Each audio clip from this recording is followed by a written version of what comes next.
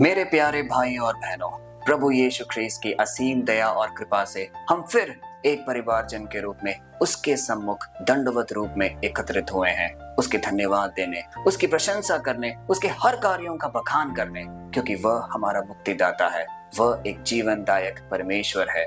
वह हमें पूर्णता तक पहुंचाता है। वह हमारी हर एक प्रार्थना का उत्तर देता है। इन सब के लिए हम उन्हें तहे दिल से धन्यवाद दें। प्यारे भाइयों और बहनों, हमारा मिलना, हमारे इस प्रार्थना सभा में एकत्रित होना, ये मात्र एक संयोग नहीं है, परंतु यह ईश्वर की असीम इच्छा है कि हम सब एक परिवारजन के रूप में आए। वह हमें देखकर प्रफुल्लित होता है कि हम एक साथ मिलकर प्रभु ईश्वर के वचन का अध्ययन करना है। हमें ये निरंतर करते रहना है और इस प्रकार हम ईश्वर के आंखों में काफी एक अच्छे रूप में सामने दिखाई देंगे। आज का वचन जो हम अध्ययन करने जा रहे हैं वो लिया गया है यूहन्ना के सुसमाचार से, अध्याय 2 पद संख्या 6 और 7। यह हमें यह चीज दर्शाता है कि हमें अपने जीवन को कुछ पार्ट हमें खाली रखना है। हमें कभी भी उससे भर कर नहीं रखना है, क्योंकि रोजमर्रा के जीवन में, चाहे वो हमारे पाप के कारण हो, चाहे कुछ बेईमानी हो, चाहे हमारे रोज के बातचीत हो या हमारे कोई भी अनर्गल बातें हो, उससे हमारा आंतरिक स्वभाव और हृदय हमेशा लबालब भरा रहता है। और इससे क्या हानि है? जब प्रभु परमेश्वर हमें स्पर्श करने के लिए देखता है तो वो उसे भरा हुआ पाता है और हमें कहीं पे भी एक आशीष की गुंजाइश नहीं रह जाती। लेकिन जब हमारा आंतरिक हृदय, हमारा पूर्ण स्वभाव खाली होता है, तब ईश्वर उसे स्पर्श करता है और वो आशीषों और वरदानों से लबालब भर जाता है।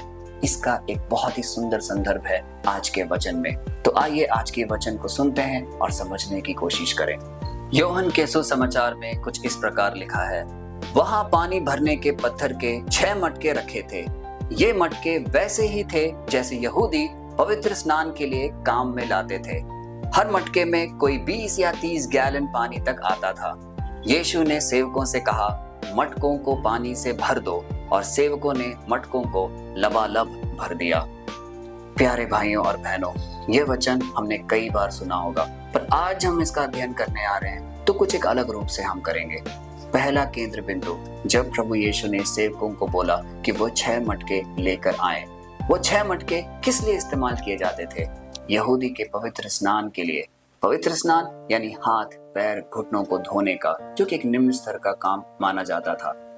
प्यारे भाइयों और बहनों, प्रभु ईश्वर इस दृष्टांत से हमें यह दिखाना चाहता है कि भले ही वो 6 पत्थर के मटके थे जिनका स्थान सिर्फ पवित्र स्नान और अलग चीजों के लिए उपयोग में लाया जाता था, लेकिन ईश्वर ने सेवकों को कहा कि उसे उसके सामने लाए, क्योंकि उस मटकों में पानी भरा जाना था जो कि एक दाखरस के रूप में बदलने जा रहा था। एक पवित्र घड़ी उसके सामने सम्मुख थी। प्रभु ईश्वर ने सोने चांदी के कलश नहीं मंगाए, उसने कोई बहुत ही मूल्यवान मटके नहीं मंगाए, परंतु एक पत्थर के मटकों के साथ उन्होंने आगे बढ़ना सही समझा। इसी प्रकार हमारे जीवन में भी हम आज के जीवन में एक निम्न स्तर में होंगे। हमारे आसपास के लोग हमें निरंतर हमारी आलोचना करते होंगे, हमें प्रताड़ित करते होंगे, लेकिन ईश्वर हमें इसी वक्त, इसी क्षण हमारे जीवन को स्पर्श करेगा। वो हमारे जीवन को रूपांतरित करेगा, जिससे हमारे जीवन में खुशियां आएगी। वो लोग जो हमें प्रताड़ित आज कर रहे हैं, वही लोग हमें कल सम्मानित करेंगे, और ये चीज संभव करता है हमारा शक्तिशाली प्रभु ईश्वर।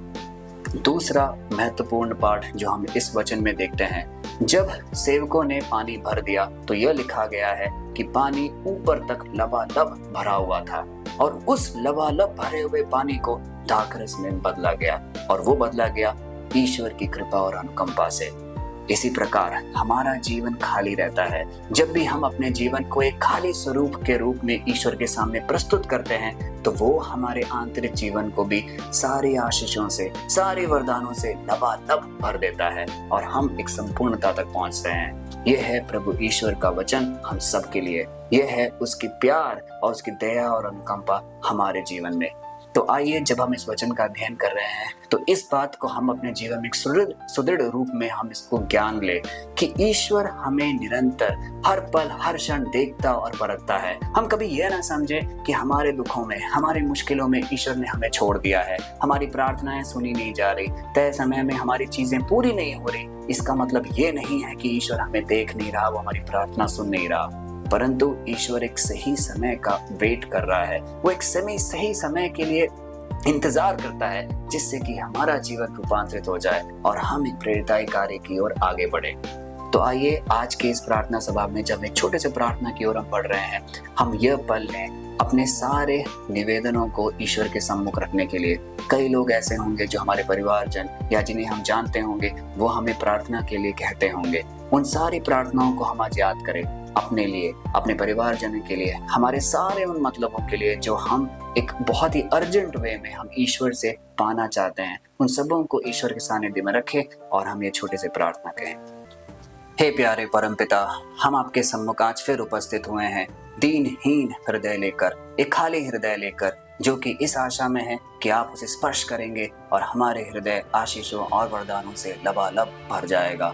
पिता परमेश्वर, हम अपने जीवन में कई बार जाने अनजाने पाप कर बैठते हैं। हम अपने जीवन में कई स्वाभिमानी लड़ाई लड़ा करते हैं। उन सबों से हमें दूर रख, उन सबों से हमें कोसों दूर रख, जिससे कि हम कभी भी आपकी कृपा और अनुकंपा से वंचित ना रह जाएं। हम निरंतर आपके सामने सम्मुख होते रहें। इस प्रार्थना सभा के रूप में हर वो प्रार्थना जो हम घर में करते हैं, चाहे वो सुबह, शाम, रात को हो, जब हम चर्च जाते हैं तब हम जो प्रार्थना करते हैं, हम जो कन्फेशंस करते हैं, इन सब के माध्यम से हमें अपने करीब बुला। हमारे जीवन में हर वो कार्य कर जो आपके दिल में है, ताकि हमारा जीवन संपूर्णता तक पहुंचे। प्यारे परमपिता, हम प्रार्थना करते हैं उन सब जनों के लिए जो इस प्रार्थना सभा में उपस्थित हैं। हम सब के हृदय और मन को टटोल। हमारे हृदय में ऐसी कई प्रार्थनाएं हैं जो कई सालों से पूरी नहीं हुई है।